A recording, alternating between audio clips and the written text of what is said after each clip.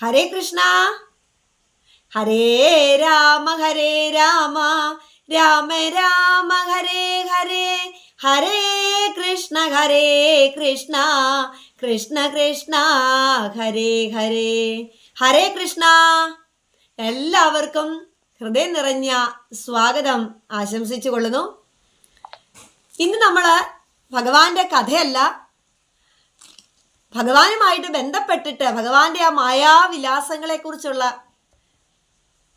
ഒരു ഓർമ്മപ്പെടുത്തലാണ് നമ്മൾ ഇന്നിവിടെ പറയാൻ പോകുന്നത്.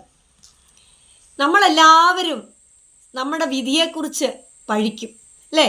എല്ലാവരും എന്തെങ്കിലും നമുക്കൊരു വിഷമം ഉണ്ടാകുമ്പോൾ നമ്മൾ പറയും ഇതെന്തൊരു വിധിയാണ് ഈശ്വര എന്നൊക്കെ പറയാറില്ലേ? അപ്പം ആ വിധിയെപ്പറ്റി നമുക്ക് എന്ത് മനസ്സിലാക്കുന്നു നമ്മൾ എന്ന് നമുക്കൊന്ന് ചിന്തിച്ച് നോക്കാം. നമ്മളൊന്നും മനസ്സിലാക്കാതാണ് ഇതെന്ത് വിധി എന്നൊക്കെ നമ്മൾ പറയേണ്ടി വരുന്നത്. എല്ലാവരും അങ്ങനല്ലേ? എല്ലാവരും പറയാറില്ലേ? അപ്പം നമ്മൾക്കിതൊന്ന് മനസ്സിലാക്കാം.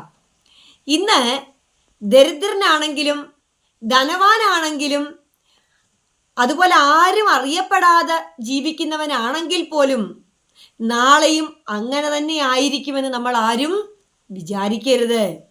അവരെ നാളെ ആരാകും, അവരെ എങ്ങനെയാക്കുമെന്ന് ഇന്ന് ഭഗവാന് മാത്രമേ അറിയൂ. ആ ഭഗവാന്റെ ആ മായാവിലാസങ്ങൾ അതുപോലെ നടക്കും. അപ്പം ആര് താഴേക്കിടയിലേക്ക് പോയാലും അവരൊന്നും വിഷമിക്കാൻ പാടില്ല. അവരെയൊക്കെ ഭഗവാൻ പിന്നീട് പ്രശസ്തരാക്കും. അങ്ങനെയുള്ളവരേ ഉള്ളൂ ഇന്ന് ഈ ലോകത്തിൽ. ഏറ്റവും താഴേക്കിടയിൽ പ്രയാസങ്ങൾക്കിടയിൽ കൂടി ഉയർന്ന നിലയിലേക്ക് ജീവിച്ചു വന്നവരാണിന്ന് നല്ല പോലെ ഭൂരിപക്ഷം ആൾക്കാരും, അല്ലേ? അപ്പൊ അതുകൊണ്ട് ഭഗവാൻ തന്നെ ഭക്തരെ യഥാസമയത്ത് അവരുടെ മനസ്സിൽ പുതിയ പാതയിലേക്കുള്ളതായ വഴികൾ കാണിച്ചു കൊടുക്കും. അപ്പം ആ ഭഗവാൻ അവർക്ക് കൊടുക്കുന്ന സൗഭാഗ്യത്തിൽ അവർ ജീവിക്കുകയും ചെയ്യും. പക്ഷെങ്കിൽ ആ സമയവും നമ്മൾ ഈശ്വരനെ മറക്കാൻ പാടില്ല. അത് നമുക്ക് കിട്ടിയ സൗഭാഗ്യങ്ങളൊക്കെ നമുക്ക് ഭഗവാൻ തന്നതാണേ എന്ന ബോധത്തോടെ നമ്മൾ ജീവിക്കുകയും ഈശ്വര പ്രാർത്ഥന ചെയ്യുകയും ചെയ്യുക.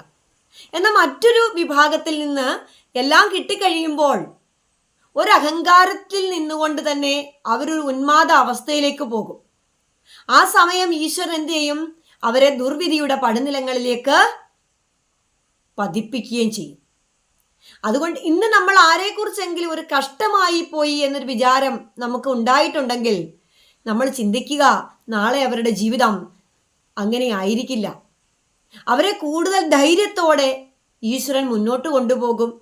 ഈശ്വര കൃപ അവരിലേക്ക് ഉണ്ടാവുകയും ചെയ്യും. അപ്പം നമ്മൾ